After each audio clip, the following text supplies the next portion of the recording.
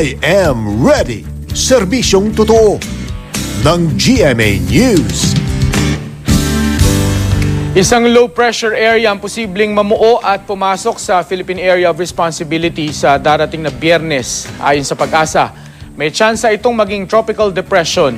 Base sa wind map ng Weather Central, posible nitong maapektuhan ang Mindanao, Visayas at Southern Luzon sa weekend. Sa ngayon, ang trough ng low-pressure area nagdadala ng katamtamang pag-ulan, thunderstorm at makulimlim na papawirin sa Eastern Visayas, Caraga Region at Northern Mindanao.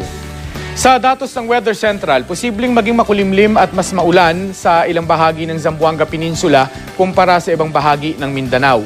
May tsansa naman ng katamtamang pag-ulan at maulap na papawirin sa Visayas.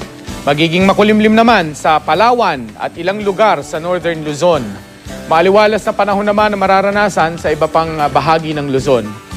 Para naman sa mga debotong makikilahok sa pista ng Itim na Nazareno bukas, maganda ang inaasahang panahon ayon sa Pag-asa. Pero may posibilidad ng mahinang ulan dahil sa hanging amihan. Para sa ibang update, bisitahin ang GMA Weather webpage, Twitter at Facebook page.